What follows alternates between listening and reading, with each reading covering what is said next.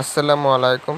HSC exam পরীক্ষার সর্বশেষ update পুরো ভিডিওতে দেখবেন, পুরো বিস্তারিত এবং পুরো কথাগুলো শুনবেন।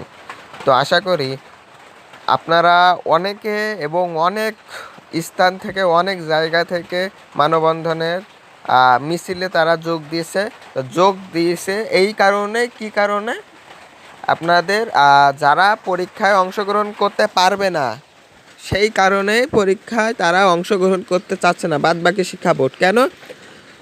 তারা যে কোঠা আন্দোলনের সময় যে ছাত্রছাত্রীগুলো আহত হয়েছে, নিহত হয়েছে, তাদেরকে ছেড়ে এখন যারা মিছিলে অংশগ্রহণ করছে তারা পরীক্ষা দিতে চাচ্ছে না। সেজন্য তারা দাবি করছে কি, সকল বিষয়বস্তু নিয়ে তাদেরকে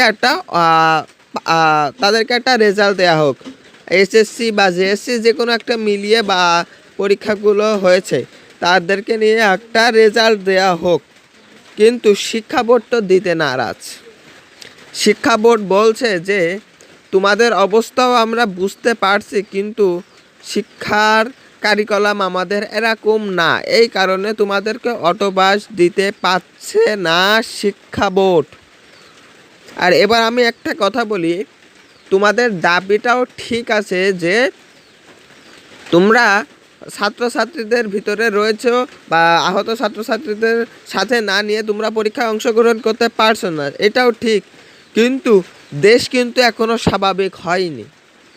আমি আবারও বলি, তোমাদের পরীক্ষাটি পেছানো হয়েছে কেন?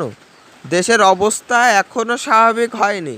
দেশের সরকার প্রধান উপদেষ্টা থাকলেও দেশে স্বাভাবিক এখনও হয়নি। কারণ একজন এক এক রকমভাবে দাবি তুলছে।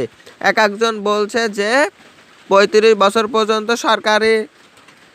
সরকারের বয়স বা সরকারি চাকরি করতে পারবে, 35 বছর হলেও সরকারি চাকরিতে জয়েন করতে পারবে। আবার অনেকে অনেক রকম বিভিন্ন দাবি দাবা করছে। তো প্রধান উপদেষ্টা কোন দিকে যাবে? দেশের শান্তির দিকে যাবে না দেশের পতনের দিকে যাবে?